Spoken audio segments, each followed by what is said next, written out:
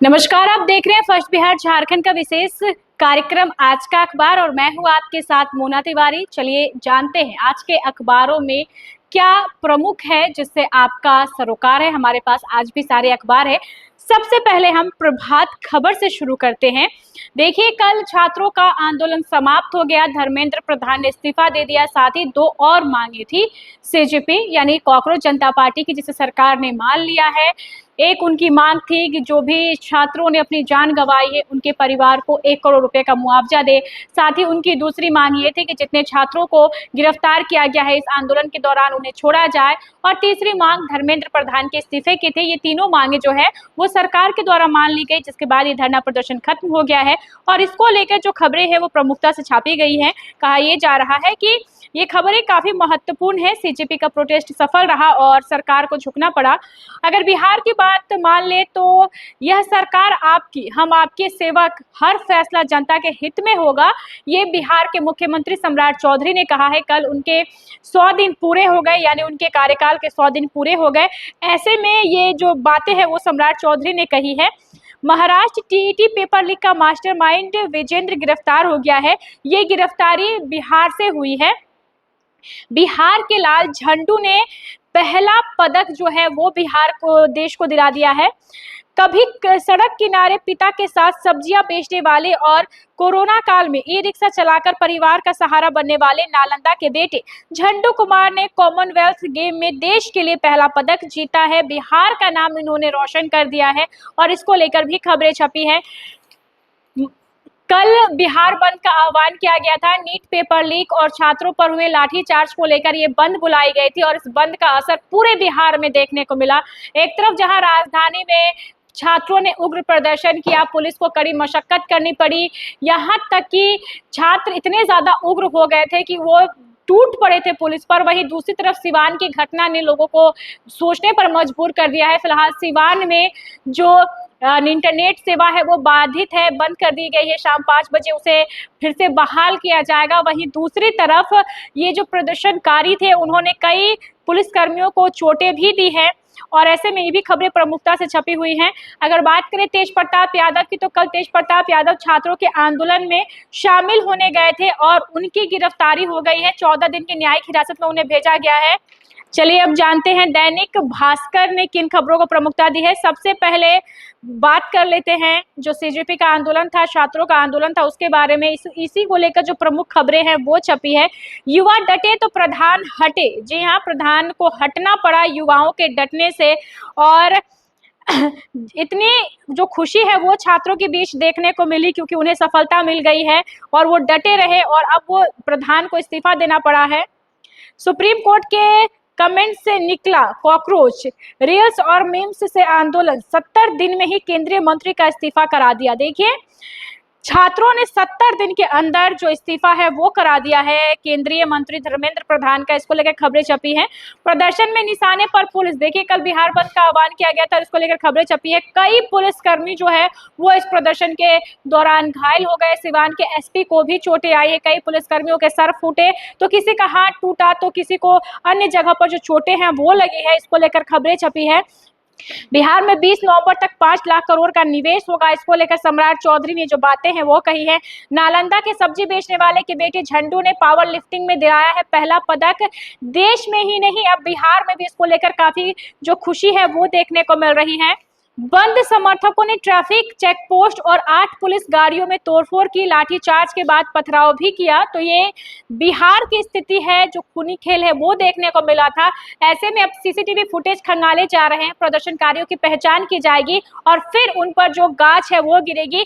जब बुधवार को प्रदर्शन हुआ था तो उस दौरान भी छात्रों ने उग्र प्रदर्शन किया था, जिनकी गिरफ्तारी के लिए चप्पे चप्पे पर छापेमारी की गई। और अब जब कल बिहार बंद हुआ था तो भी काफी आक्रोश देखने को मिला था। ऐसे में अब सीसीटीवी फुटेज खंगाले जा रहे हैं और जल्द ही इन उपद्रवियों को गिरफ्तार पुलिस करने जा रही है।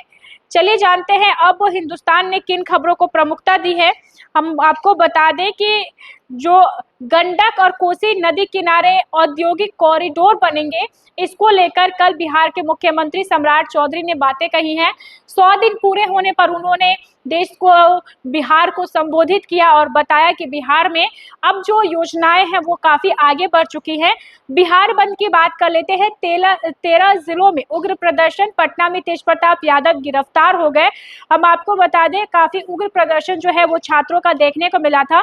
तेजप्रताप यादव को गिरफ्तार किया गया है। देर रात वो सिटी सेंटर मॉल घूमने गए थे, यहीं से उन्हें गिरफ्तार किया गया और उन्हें अब जो 14 दिन की न्यायिक हिरासत में है उसे बेऊर जेल भेज दिया गया है। और ये भी खबरें काफी महत्वपूर्ण है। धर्मेंद्र प्रधान का इस्तीफा, सीजेपी का प्रदर्शन खत्म हुआ, ये खबरें भी हमने आपको बता। सभी अखबारों ने अपने पहले यानी फ्रंट पेज पर इस ये जो खबर है उसे छापा है। काफी महत्वपूर्ण, कई दिनों से प्रदर्शन हो रहे थे और आखिरकार ये प्रदर्शन समाप्त हो गए, इसको लेकर खबरें छपी है।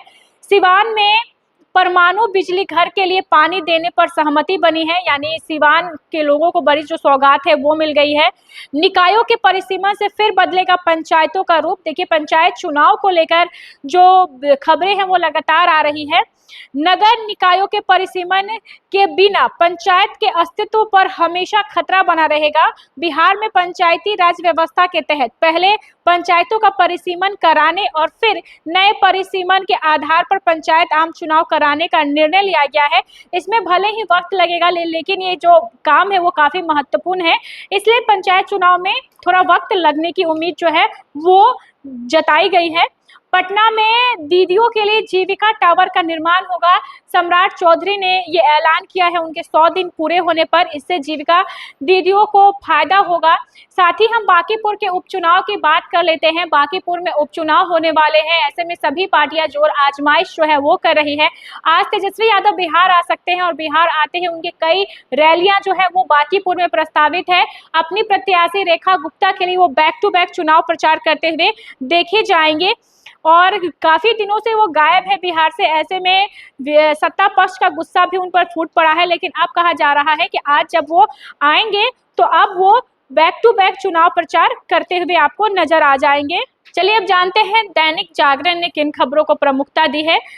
हम आपको बता दें, सभी अखबारों ने धर्मेंद्र प्रधान के इस्तीफे को अपने पहले पन्ने पर जगह दी है।